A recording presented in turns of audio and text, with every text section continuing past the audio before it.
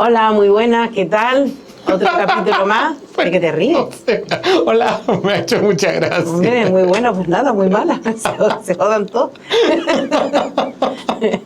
¿Qué tal? Estamos aquí con ustedes otro día más en la historia putas de Canarias. ¿Qué tal, Dieguito? Súper feliz, aparentemente. Ay, Es lo que lleva droga, es lo que lleva la droga. Y el no morir en llama, digo, en combustión espontánea con esta ola de calor que hemos sufrido. Menos mal que hay viento. Total. ¿Tú qué tal, Carmita? Mira, yo bien por dos cosas. Una, porque ha hecho muchos vientos Ginamar y fresquitos. Estamos de maravilla, allí tenemos un microclima que estamos mejor que en Bogá. Y nada, y todo bien. Yo bien porque estoy bien. Yo tengo que decir que la semana pasada tuve una experiencia, la verdad, bastante... yo mismo no me la esperaba, que es que, como cuento aquí muchas veces, que yo trabajo de guía y me tocó una ruta empezando en Galdar, ese jueves que hizo alerta de temperaturas máximas, y llegamos a Galdar, 28 grados, y yo, ¡ay, qué bien! ¡Ay, qué fresquito! El paraíso terrenal. Total, qué exageración lo de las alertas, todo eso. Mira que vamos avanzando de sitio y vamos moviéndonos por la ruta hasta que llegamos al Valle de Agaete. O sea, 28 grados en Galdar, cuando terminamos la ruta en el Valle de Agaete, 43 grados. 15 grados de 15 diferencia. grados de diferencia. O sea, hubo un momento en que yo estaba... En 20 minutos, porque de allí al Valle de Agaete son 20 minutos. O sea, planteándome mi vida, mi existencia, la gente planteándose la suya. Antes diciendo, ¿a qué coño vine de yo este infierno? Solo vi que estaba yo en Noruega. Precioso el lugar, o sea, incluso los mismos trabajadores de allí diciéndole, este sitio es súper bonito y súper agradable, menos hoy. Los pobres. Se lo juro por Dios que esto todo el año es una maravilla, una maravilla. Esto no es así siempre. Pero bueno, hemos sobrevivido y sí es verdad que yo también, que vivo en la zona de verde, pues ahí se agradecía de vez en cuando el aire, la brisa era como, ¡ay, qué rico! De todas maneras, Galdar siempre está, Galdar pueblo, siempre está fresquito, está bien, está agradable allí. Bueno, pues empezamos ya la historia, Dieguito. Sí. ¿De qué va la historia puta de Canarias esta semana? Que tenemos que empezar ya porque está un poquito cargante. ¿De qué les vamos a hablar? Les vamos a hablar de uno de estos temas intensitos que nos gusta a nosotros ponernos aquí heavy. Total, ¿de qué les vamos a hablar? Del último alcalde del municipio de San Lorenzo, un municipio que desde el 1 de enero de 1940 se anexiona a Las Palmas.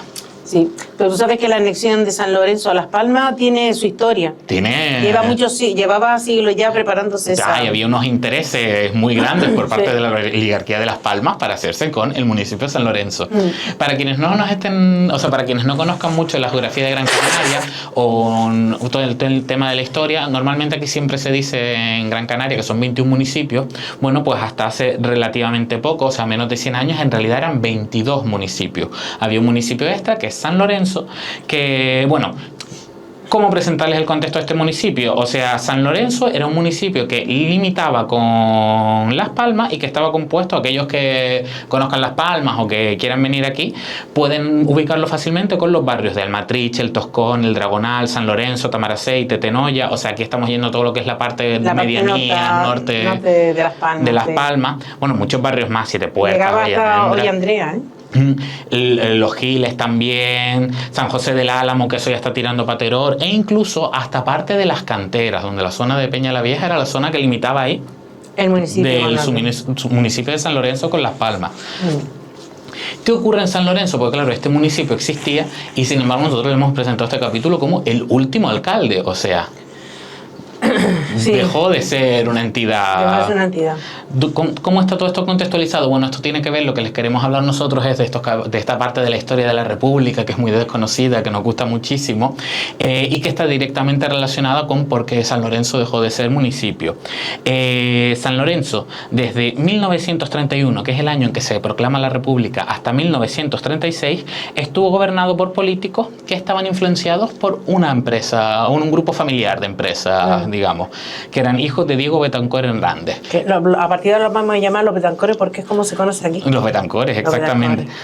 ¿Qué pasa? Que cuando decimos que está influenciado por el gobierno, o sea, por el gobierno está influenciado por esta gente, es que literal era un sistema caciquil que como ellos no se pueden presentar a unas elecciones, pues presentaban a su gente completamente. A su gente. ¿Cuál era este grupo de empresas? Bueno, eran dos, una era Diego Betancor y la otra era hijos de Diego Betancor, o sea, no son familia, todo que quedaban los Betancores dentro. Lo dejamos muy En realidad claro. era una misma empresa, pero estaba dividiendo. Y entre las dos llegaron a tener 3.000 trabajadores. ¿A qué se dedicaban? Pues a producción agrícola, sobre todo en una parte al tema del cultivo y la explotación del plátano, que es la exportación del plátano, que eso es muy típico en Gran Canaria, y luego también a la caña para fábrica de ron aquí en Canarias. Tenían sucursales también en Tenerife y La Palma, y esta empresa duró hasta que quebró en 1974. O sea, la empresa siguió para adelante y tiró. Quebró con el objeto de agrícola, porque yo sé que los estuve buscando en el registro mercantil y todavía hay Diego Betancores, pero va bien inmueble y cosas de esto. ¿Cómo se ve el reflejo del control de esta familia empresarial sobre el municipio? Bueno, pues porque a las elecciones de mayo de 1931, de las 18 actas que formaban la corporación municipal, o sea, 18 concejales, digámoslo así, 16 fueron ganados por personas cercanas al bando de los Betancones, que se presentaban como independientes. Entre 20 comillas por calado. O sea, sí, entrecomillado como si no hubiera un mañana.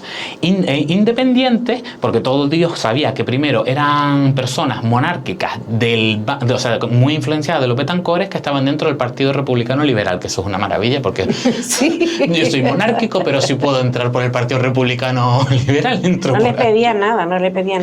Radical, perdón, Partido Republicano Radical, que es que había varios tipos de Habían partidos. varios partidos republicanos, Sí. sí. Y sale Pero que elegido. podían haber estado también el liberal tranquilamente, Total, porque sí. no le pedía... Pues nada, la familia que controlaba el grupo empresarial se llamaba Betancor Suárez, y ¿quién sale elegido alcalde? El ingeniero Agustín Betancor Suárez. Yo creo que se Betancor explica así. Hernández era la empresa. Betancor Hernández, ¿verdad? Pero bueno, Pero Betancor Suárez eran los hijos. se queda todo Entre familia. entre familia.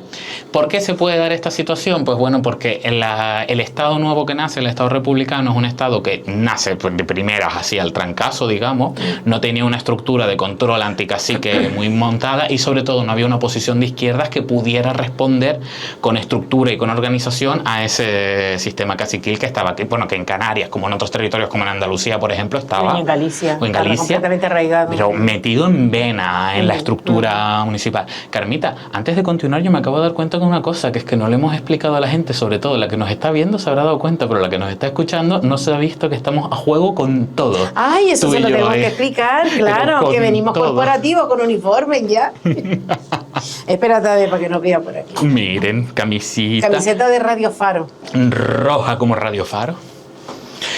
que son los colores corporativos. Total, Carmita trajo sus gafas rojas. Sí. Y yo, pues las mías vienen, Qué son buena siempre bastallica rojas. siempre. Total.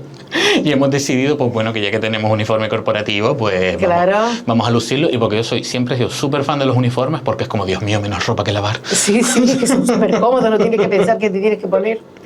Total. Sobre todo. Si quieren, si les gusta esta nueva moda, manden mensaje. Sí. A ver si... Claro, qué bien. Pues cambien de camisa, pues no sé cuánto, digan algo. Total.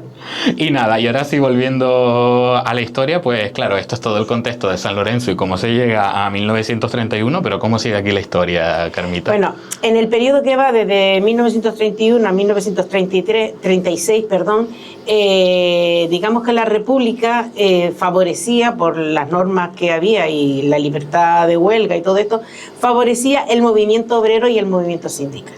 Y este movimiento obrero y sindical de alguna forma hizo que todas aquellas organizaciones que comentaba ahora Diego, todas aquellas organizaciones de izquierda, partidos, formaciones y todo esto que estaban muy atomizados, pues poco a poco fueran, digamos, organizándose y también de alguna manera concienciando sobre el problema, sobre el caciquismo en todas las islas. Pues estamos hablando a nivel, esto pasó también en toda España, pero a nivel isla, claro, los obreros empezaron a organizarse, concienciaron a la gente de que aquel trabajo era casi esclavo, y esto de alguna manera fue en este tiempo, este pensamiento fue creciendo. Dentro de, digamos, de este bloque o de este mundo de la izquierda, del movimiento obrero y sindical, la hegemonía política y sindical en San Lorenzo estaba en manos, o sea, la hegemonía es quién era el que más controlaba de alguna manera, quién tenía más poder o quién se la llevaba al huerto, era los socialistas. Pero durante este tiempo, estos 5 años, esto fue cambiando y fue pasando a manos a las manos comunistas, de los partidos más marxistas. De tal manera, ¿qué pasa? Que cuando llega el año de 1936, las elecciones generales de 1936, en febrero, gana en el Estado el Frente Popular. Entonces se genera una parajoda. Total. Y es que una paradoja. Parajoda me encanta, vamos a acuñarlo. Es que es parajoda. Se genera una situación en la que el gobierno central es de izquierda, que es el Frente Popular, y sin embargo en los municipios, en los gobiernos municipales todavía están gobernando partidos de derecha, caciquil. Y con una influencia de sectores liberales, empresariales. Efectivamente. Y esto exactamente es la situación que pasa en San Lorenzo en ese momento. Ante esta situación, la corporación, cuando pasa esto, cuando se ven la corporación digamos, conservadora, casi no, de derecha, caciquil, y sin embargo, enfrente se encuentra con un movimiento obrero organizado que ya venía creciendo durante esos años, más un gobierno central del Frente Popular. ¿Qué pasa? ¿Qué hace la corporación municipal en San Lorenzo? Pues que sufre una parálisis, como un niño perretoso. Pues ahora me enfado y rompo la pelota. ¿Tú sabes a quién yo me imagino haciendo estas cosas? A Soria. Yo me imagino que no es oyente, pero si es oyente, pues que me lo confirme. Me imagino al ministro... Sí, te lo va a confirmar, efectivamente, yo soy un niño perretoso. No sé por qué me lo veo completamente. Sí, claro. Es lo que estamos pasando hoy en día, ¿eh? Sí, yo pierdo el poder, me caliento, me enfado, y aquí... Sí, bueno, sí, el político más tranquilo. Y lo paro. Total. Entonces, tanto el alcalde Agustín Betancourt, que por otro lado era un hombre muy viajero, que cuando no estaba en Madrid estaba en el extranjero, si la verdad Oye, por favor.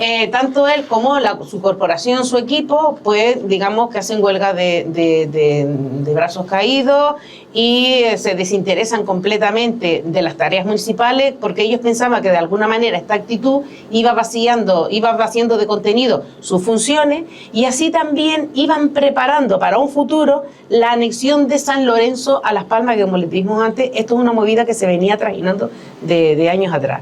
Entonces ellos de alguna manera dicen, oye, pues si nosotros hacemos que esto decaiga y tal, que había mucho paro en el municipio, el problema del paro era tremendo, si esto hacemos que esto se decaiga, no habrá resistencia cuando Las Palmas quiera anexionarse a San Lorenzo y por supuesto preparándolo esto para un futuro. Mientras tanto, mientras pasaba esto, ¿qué hizo él? Como estaba más tiempo fuera que dentro, traspasa la alcaldía de manera accidental al primer teniente de alcalde, que se llamaba Isidro Mederos Naranjo, desde septiembre del 35 a abril del 36. Durante este tiempo y de forma frecuente no pudieron celebrarse plenos por falta de quórum. Esto es una cosa que me volvió loca. O sea, en un pleno, eso es una irresponsabilidad Total. Completa. O sea, le importa un carajo a la gente y quién lo votó y a quiénes representa. Porque ellos lo que que eran los intereses de quienes representaban eran los Betancourt. Para quienes no conozcan mucho la burocracia de las instituciones, normalmente para que las reuniones plenarias de los ayuntamientos, cabildos, de muchas estructuras, de una junta en realidad, de una junta de gobierno, una empresa incluso, pues para que sean válidas las decisiones hace falta un número mínimo de asistentes, para que sea representativo de verdad. Claro, que eso lo dice los propios estatutos de creación de ese organismo. ¿Y cómo revientas tú esto? O sea, es verdad que no asistiendo es la forma más fácil de reventarlo, pero también es la forma más bestia de reventarlo, claro, porque tú estás ahí. Porque eso dice parálisis total. Total, o sea, tú estás ahí para trabajar por la administración, por el bien vecinal, y de repente, ¡pum!, no se mueve nada. Había muchas veces que de las 18 actas, de los 18 concejales, podían faltar 17, podían faltar 16, 12, que nunca faltaba en los socialistas, pero bueno, todos faltaban, una vergüenza. Como es natural, los sindicalistas que estaban fuera del ayuntamiento, formaban de ese movimiento de izquierda, la gente de izquierda se cogieron un cabreo, y los dos socialistas que estaban dentro de la oposición se cogieron un cabreo de padre y señor mío ante esta actitud, y eso va generando un movimiento que explota el 28 de marzo de 1936, en el que un centenar de personas se pone delante del ayuntamiento abucheando a la corporación. queden con esta fecha, el 28 de marzo de 1936.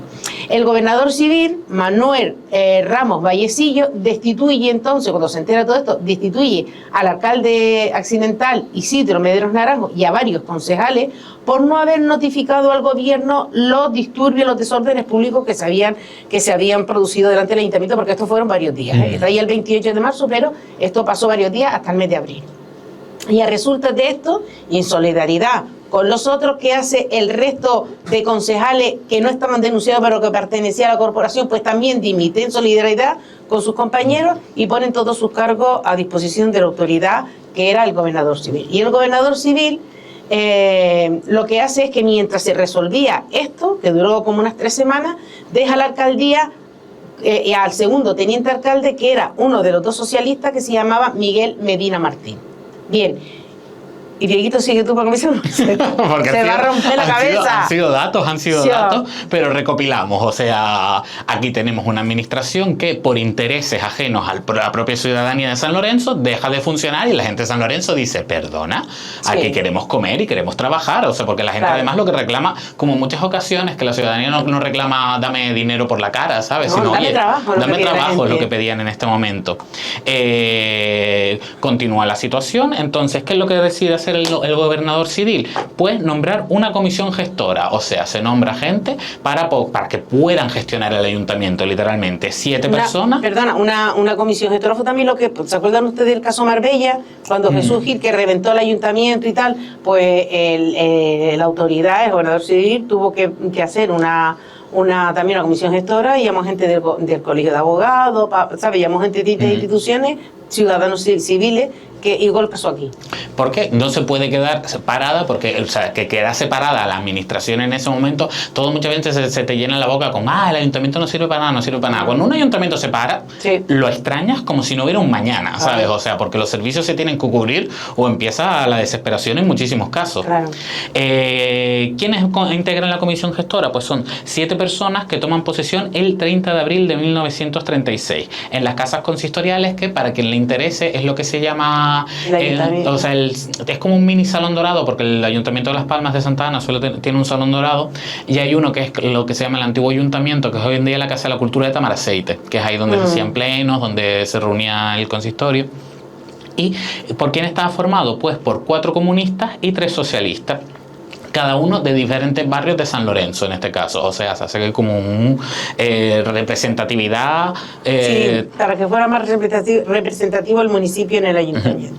¿Quiénes fueron los nombrados? Pues bueno, aquí el protagonista de nuestro título, el alcalde, el comunista Juan Santana Vega, primer teniente de alcalde, el socialista Alejandro Arauz Rada, segundo teniente de alcalde o un comunista, Juan Ojeda la Antigua, y bueno, así sucesivamente, hasta completar lo que les decíamos, 4 comunistas y 3 socialistas. O sea, 3, sí. Sí, que había una mayoría comunista en este caso.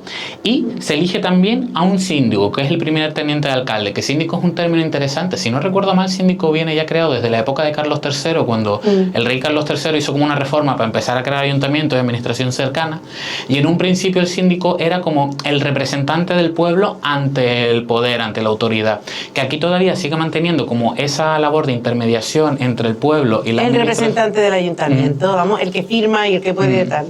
Que no tiene por qué ser el alcalde. No, en este caso sería... Entre ella y entre la corporación se elige el síndico. En este caso era el primer teniente de alcalde, y bueno, pues una relación de 4-7, quien tiene la mayoría en este caso, pues los comunistas. Entonces, ¿qué hacen? El grupo mayoritario, pues eligen ellos al alcalde, eligen a quien se queda con síndico, quien se queda con la comisión de gobernación, hacienda, fomento, alumbrado y agua. O sea, reparto de puestos, y evidentemente reparten a su beneficio. Los comunistas se quedan casi todo y... ¿Por qué? Porque eran los socialistas los que... porque bobos no eran, y porque somos así. Claro. Total. Bueno, ¿y quién era Juan Santana Vega? Juan Santana Vega era el más joven de todos, de estos 7. Que siempre cuando hablamos de... que yo lo repito mucho, pero a mí me sorprende... Juan Camacho le llamaba. Juan Camacho le llamaba, que cuando hablamos de la República y de... bueno, también tanto de la República como de la dictadura de Primo de Rivera, hablamos siempre de que la gente que se movilizaba era muy joven, 20, 30 años. Bueno, en aquella época 29 años, un yo que sería ya un señor. Pero claro, sí, o sea, sí, es verdad que sea de adulto mucho más joven que hoy en día, pero claro, es gente que tiraba para adelante con unas edades que hoy en día no suele ser lo común.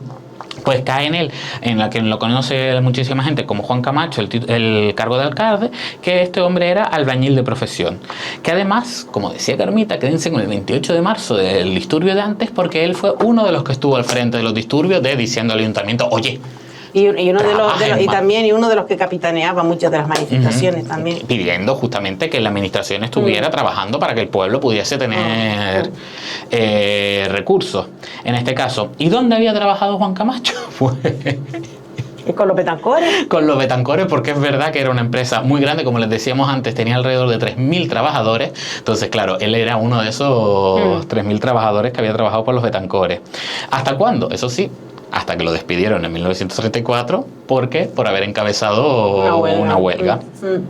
Que al final acabó demandando él incluso a la empresa frente a un jurado mixto, que antes estuvimos hablando del tema de los jurados, o sea, porque no la habían, por dinero que le adeudaba a la empresa, porque no le habían pagado, que antes estuvimos hablando de la idea de los jurados mixtos durante la República, que a mí me parece súper interesante, este concepto donde hay juez, pero también hay ciudadano. Esto era un jurado mixto laboral. Que estaba formado, estaba formado por empresarios y trabajadores a igual número, es decir, era paritaria, el mismo número de empresarios. Y lo que se trata de no juzgaban, lo que hacían ellos era arbitrar, intermediar entre problemas.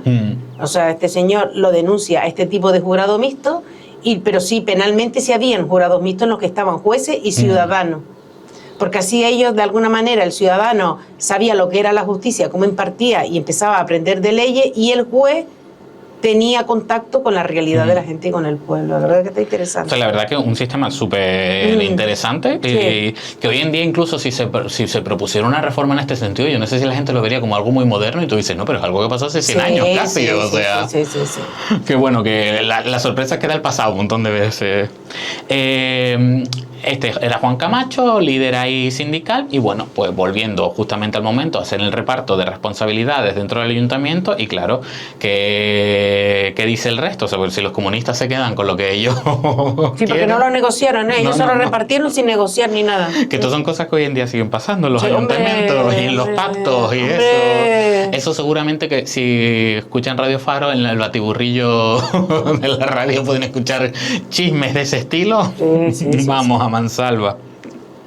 Supone esto pues un tremendo cabreo por la parte socialista, y su agrupación local, claro, pues dice, vamos nosotros aquí a tirar para adelante con el carro cuando nos acaban de ningunear. Y hacen esto, pues también se cabrean como pues el anterior alcalde. ¿Y qué hacen? Pues también hacen huelga de brazos caídos en este caso. Y no ir a los plenos. Y no ir a los plenos para nada. Y claro, el primer teniente de alcalde era socialista, que era este que se llamaba Alejandro Araúz Rada, que no tomó posesión de su cargo hasta el 10 de junio. O sea, se tomó mes y medio, cerca de 2 meses. Y ejerció de síndico solo 1 mes y 1 semana, y reemplazó al alcalde solo en 2 ocasiones en las necesidades, bueno, o sea, 2 ocasiones que fueron lo mínimo. Pero vamos, que ahí ven que por un lado los socialistas están protestando ante esta situación, pero los comunistas deciden tirar para adelante y trabajar los problemas que afectaban al municipio, y reactivan lo que es el músculo del ayuntamiento justamente para el servicio de la ciudadanía. Eso sí, pasan cosas también. Y ellos lo primero que atacaron fue el problema del paro en el municipio. O sea, atacaron por eso, pero es verdad que los propios camaradas del alcalde, Juan Camacho, le acabaron afeando el hecho de que aceptara un obsequio. ¿Qué obsequio? Un coche que le regaló ¿quién? La empresa de los Betancores. La empresa de los Betancores, porque hay gente que sabe cómo actuar siempre en todas las circunstancias. Claro. Tú y yo podemos tener un juicio por medio, pero si tú eres alcalde, yo te regalo un coche. Claro, no. Bobo, aquí vamos. No es nadie. Normalmente el que regala espera algo a cambio, ¿sabes? Y también se afeó que esta corporación llevó a cabo algunas prácticas que se podrían considerar de enchufismo, de nepotismo, o sea, de crear echaderos, básicamente. Que bueno, que eso es un mal que tenemos enraizado en las instituciones. Bueno, que de alguna manera está mal, está muy mal, pero claro, te llegas a un ayuntamiento muerto, con ganas de que eso se reactive, con ganas de que haya gente trabajando y tal, y empiezas a tirar de gente. De lo que ¿Qué vas a puedas. hacer? ¿Abrir oposición? No, y como puedas. Y el tío, o sea, de verdad que fue que se les acusó de contratar a dedo a personal, básicamente. Pero claro, ¿en base a qué? Es que justamente en base a esa actitud de aquí hay que atajar estos problemas como sea y rápido, porque la gente tiene problemas grandes en el municipio. Y tirar para adelante sin mirar para ningún lado. Y Eso fue lo que hicieron. desde ahí surge aparentemente la intencionalidad, y se ve reflejada esa intencionalidad en que la comisión gestora hizo todo lo que pudo por ayudar y apoyar el sindicalismo dentro del municipio. O sea que Sí, pero a veces... de aquella manera... Tenía que reactivar el trabajo y se apoyaron en las organizaciones sindicalistas, pero claro, que muchas veces bordearon la ley. No, total, o sea, la total. incumplieron. Claro, aquí es por eso que a nosotros No se la sentaron. O sea, la historia que consideramos del último alcalde y sobre todo del municipio de San Lorenzo, como desaparece, súper intensa, súper larga, también hay que contarlo todo. Hay que estar, sí, no, pero también hay que estar allí. Sí, hay que estar en ahí. esto claro, es que nosotros ahora aquí te puedes permitir el lujo... De opinar. El lujo no. Tienes que cumplir la ley. Pero cuando estás en una situación como esta, yo en la cabeza del hombre, o sea, si me pongo en su cabeza, digo, yo tiro para adelante y me importa un pimiento lo que diga todo el mundo y para adelante, venga. Mira, que estás incumpliendo la ley de no sé qué, vale, y yo sigo. Denúnciame. Pero claro, es que estaban en una situación súper precaria desde hacía varios años. Total, y además un municipio que tenía una tradición agrícola muy fuerte con todo el caciquismo que tenía detrás todos aquellos territorios agrícolas. O reventaba, ¿sabes? O reventaba esa barrera o no iban a arreglar nada. Y claro, pues esta es durante el primer mes y pico la actuación de Juan Camacho, pero ¿cómo continúa? Pues mira, que este hombre, en su afán de hacer cosas en un ayuntamiento, que como ya acabo de decir, que llevaba tiempo completamente parado y que en ocasiones se saltan las normativas, se salta la normativa para conseguirlo, puede ser que alguna vez por ignorancia, porque también si no había nadie, ningún funcionario que le dijera qué era lo que había que hacer o qué normativa había que seguir, si él decía, yo tengo aquí la posibilidad de las herramientas, voy y lo hago. Pero a veces hay normativas que tienes que seguir, ¿por qué? Porque todo ese dinero que tú tienes o no tiene, porque no sé cómo estaba económicamente el ayuntamiento, no es dinero tuyo, es dinero de todo, que es todavía más respetable que el tuyo. Entonces, claro, si no tenía idea para decirle qué era lo que estaba mal, y si había alguien, él saltaba la valla y seguía para adelante, porque si lo hacía, le retenía más tiempo y había gente... No lo sé, eso es... Pero bueno, que él incumpliera todo este tipo de cosas no quita para que fuera un defensor de la democracia y de la república en su momento. Entonces, de los trabajadores también. Sí, claro. Él estaba en movimientos sindicales, hizo huelga, estuvo en las manifestaciones contra la corporación. Es decir, el tío era un tío que se movía, que no por algo lo votaron entre todos de alcalde, siendo el más joven. Entonces, que cuando ocurre el golpe de Estado el 18 de julio de 1936, la gente salió a la calle, y salió a la calle en el ayuntamiento, en el barrio de Tamaracete, que es donde estaban las casas consistoriales. El diputado comunista Eduardo Suárez, que este hombre se merece otro capítulo, sí, porque ya vimos en el detel de que entre el 18 y el 19 de julio ese hombre se recorrió la isla, yo creo que no durmió. Hablamos de él también. Cuando hablamos de Zagual, hablamos de él. Bueno, pues él y otro compañero que pasaban por allí, camino de Aruca, para organizar la resistencia antifascista en el norte de Gran Canaria, pues se paró para decirle, iba por la carretera general de Tamaracete y se paró para decirle a la gente que estaba allí agrupada que por favor que no hicieran disturbios, pero que resistieran.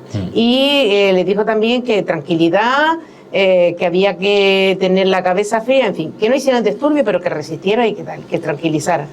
Después de que Eduardo Suárez se fuera, el alcalde que estaba allí se une a la gente y de buenas a primeras entran a tiro militares y fascistas. Entran a tiro para disgregar a la gente. Cuando empiezan a disparar a gente, el alcalde y parte de la corporación, con él habían cuatro compañeros de la corporación, incluyendo el secretario del ayuntamiento. Cuando los subalternos dispararon, hay gente que salió corriendo, el alcalde y la corporación también, y se escondieron en las fincas plataneras para evitar que los mataran, claro, los capturaran. En pocas semanas fueron capturados. O algunos se entregaron y algunos de ellos se entregaron y fueron llevados a los cuartelillos de las casas consistoriales, del ayuntamiento, y de aquí fueron llevados al barrio de Los Giles, que era donde fueron torturados. Si alguna vez pasan por, bueno, aquellos que viven en Tamaraceite pasarán por ahí comúnmente, el ayuntamiento da a la calle por un lado, pero el otro lado está al borde del barranco. Ese lado del borde del barranco, por la parte de abajo, es donde estaban los cuarteles, o el calabozo, como... Sí. A Juan Santana, bueno, los métodos que se usaron para que los fugados que se escaparon se entregaran fueron bestias. Yo lo estaba comentando con Diego, que no sé si contar esto, pero al final decidimos que sí. Le voy a contar una historia que la cuentan todos y es real. Uno de los que se escaparon con este hombre de la corporación, Francisco González, que era un sindicalista de Tamaraceite, como no se entregaba, no sé si fue la Guardia Civil o los militares, fueron a su casa. Él estaba casado y tenía varios hijos. Fueron a su casa, fueron a la cuna donde estaba el niño de 4 meses, se llamaba Bruno, y lo cogieron y lo reventaron contra una pared al niño. Yo cuando leí esto digo... A mí es que yo lo oigo y no queremos recrearnos en esto. No queremos recrearnos, pero la amenaza era que como no se presentara iba a pasarle eso a todos los demás hijos. Él se entregó, por supuesto. Y así es como también, por ejemplo, que se dice muchas veces que en Canarias no hubo guerra, que en Canarias fue una transición. Bueno, ahora ya no se dice tanto, pero antes se decía que en Canarias se apoyó directamente al bando falangista. No fue eso, lo que ocurrió fue una represión, o sea, que se empezó con la represión muy gorda. Desde el minuto 1, en lugar de haber un campo de batalla, lo que se hizo fue reprimir directamente y a unos niveles que, claro, que la gente entró en estado de shock. Claro, porque normal. Lo que se trata es de avisar a los demás. Estas cosas se hacen para darle miedo y avisar a los demás que agüita. Que agüita. Entonces, claro, aquí, bueno, y esta gente que vivió en primera persona... Sí. Pues a Juan Santana Vega, junto con los otros compañeros de la corporación, se les montó un consejo de guerra, el procedimiento 3336, que no sé si se acordarán que es el mismo, el de Elsa Wolf. Aquí entraron todos. Por el que se les condenó a una pena de muerte y fue ejecutado en la isleta, en el campo de infantería, el 29 de marzo de 1937. Con esta historia, yo, bueno, como les decía antes, que yo hago una ruta y hago una visita guiada en el cementerio de Vegueta, pero en el cementerio de Vegueta se puede entrar gratis y se puede entrar o sea, en horario de apertura sin ningún problema. Yo animo siempre a la gente a ir a verlo porque se aprende mucho históricamente, o sea, tiene piezas artísticas de un valor que son, o sea, que se pueden admirar gratis, que eso ya es maravilloso y que son de un valor increíble. Y en el cementerio de Vegueta se puede ver reflejado esta historia en una parte y además cómo un bando queda por encima del otro de una forma bestial. Como pues hay una certeza, o sea, hay bastante seguridad de que posiblemente Juan Santana Vega o Juan Camacho esté enterrado junto con los otros represaliados en la zona de... No, las últimas investigaciones dijeron que no se puede asegurar que no se puede asegurar, pero que se cree que puede estar, que hay unas fosas comunes donde puede haber la posibilidad, que si no están ellos, también es posible que estén otros represaliados. Sí, eso sí. ¿Qué ocurre con la zona de fosas? Con la zona, o sea, el cementerio de Vegueta está dividido en dos. La primera parte, que es la de las esculturones, y la segunda, donde están las fosas comunes y los nichos, o sea, mayor número. Mientras que en la zona de las fosas comunes no hay ningún recordatorio, no hay nada que te haga, o sea, alguien te tiene que contar esa historia y te las tiene que señalar para que tú seas consciente de ello. En la parte noble, digamos, o sea, donde están todas las esculturas, hay una cruz de piedra, pero enorme. Cuando les digo de enorme, o sea, es más alta que yo, que pues, tampoco yo soy muy alto, pero yo tengo unos 1,70, pero bueno, que es una cruz grande de entidad, se podrá tener 2 metros o algo así, con el símbolo de la falange y con una frase enalteciendo a los caídos por la patria, por Dios y por el lado franquista. O sea, tienen un monumento en el lado noble mientras a los golpistas, mientras que el otro lado hay un olvido. Los republicanos defendieron la democracia y la... Claro, cuando que fueron los, digamos, que defendieron aquellos valores que el Estado debería defender e intentar proteger. Entonces, claro, estas son esas historias que les decimos al principio, que son muy intensas, que es verdad que, pues, que te dejan así. Bueno, Carmita, a mí nos encantan las historias, nos ponemos intensitos y no nos gana nadie. Pero que creemos que siempre merece mucho la pena conocer y sobre todo como a día de hoy, aún siendo historias, o sea, esta historia es importantísima porque es que después de toda esta represión que vivieron ellos con Juan Santana Vega al frente, desaparece el municipio directamente. Y se lo anexiona el Ayuntamiento de Las Palmas. El Ayuntamiento de Las Palmas. O sea, la ciudad que conocemos hoy no es la ciudad que había en los años 30. Claro, eran dos entidades separadas y diferenciadas. Entonces, claro, son historias que marcan completamente el desarrollo de un territorio. De todas maneras, antes de terminar, yo quisiera recordar a estas 5 personas que se le han dado a llamar los 5 de San Lorenzo, y quiero recordar sus nombres porque creo que... Sí. Ellos son Francisco González, que es el sindicalista de Tamaraceite, Antonio Ramírez Graña, Manuel Hernández Toledo, Matías López Morales y Juan Santana Vega. Y con esto, total. ¿Y con esto? Y con esto, pues tenemos otra noticia, que es que habíamos dicho que este va a ser en principio el último capítulo de la temporada, va a acabar siendo el penúltimo, tenemos otro más. Así que se espera... Al próximo 3 de agosto, ¿no? El domingo 3 de agosto. Que lo miro súper rápido, domingo 3 de agosto exactamente, va a volver a salir otro capítulo de la historia puta de Canarias. Sí. Y para que ya nos despedimos para el veranito, que Carmita y yo nos apetece... No, sobre todo se lo apetece más a Berto. No, sí, porque te dice... Está más cansado que nosotros. Porque te dice, apetece vacaciones, pero es que ya y yo quedamos para seguir haciendo cosas. Claro, sí, claro. ¿Verdad? Este verano vamos a recargar pilas, ¿no? Y a recargar temas también, también los preparados. Total. Así pues, que... ¿qué quiere que les diga? Nos despedimos la semana que viene y nada, muchas gracias a Radio Faro por la infraestructura y el apoyo y a Berto y a Neri. Y a todos ustedes Tenemos ganas ya de perderlo de vista hasta septiembre. Sí. Y a todos ustedes por el apoyo, que nos lo han dado en la calle y todo. Millones de gracias. Muy bien, muchas gracias. Sí. Chao. Chao.